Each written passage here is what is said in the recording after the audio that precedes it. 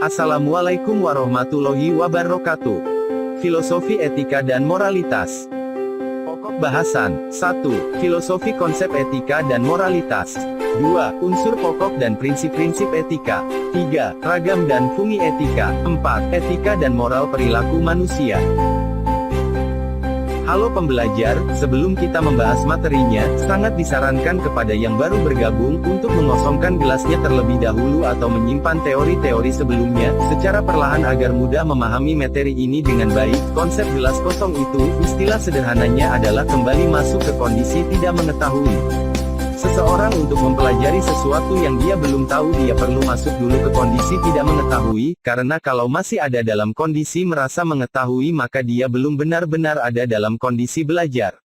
Sehingga akan sulit memahami penjelasan paling sederhana sekalipun. Baiklah, kita mulai dengan bacaan basmalah. Bismillahirrohmanirrohim. Etika berasal dari bahasa Yunani, ethos, dalam bentuk tunggal yang berarti kebiasaan. Etika merupakan dunianya filsafat, nilai, dan moral, yang mana etika bersifat abstrak dan berkenaan dengan persoalan baik dan buruk. Yang mana dapat disimpulkan bahwa etika adalah 1. Ilmu tentang apa yang baik dan apa yang buruk, dan terutama tentang hak dan kewajiban moral. 2. Kumpulan asas atau nilai yang berkenaan dengan akhlak. 3. Nilai mengenai benar atau salah yang dianut suatu golongan atau masyarakat.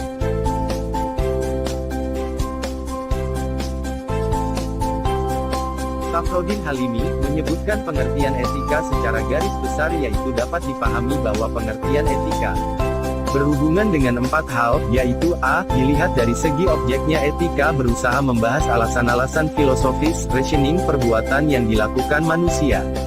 b. Dilihat dari segi sumbernya, etika bersumber dari akal pikiran dan filsafat. Sebagai hasil pemikiran, etika tidak bersifat mutlak, dan tidak pula universal.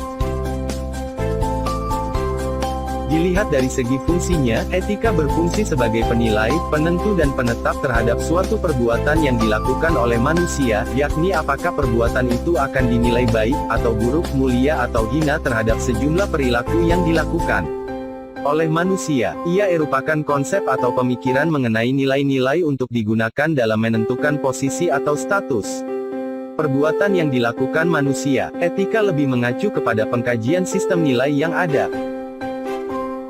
Dilihat dari segi sifatnya, etika lebih berperan sebagai konseptor bersifat relatif, yaitu dapat berubah-ubah sesuai dengan tuntutan ruang dan waktu.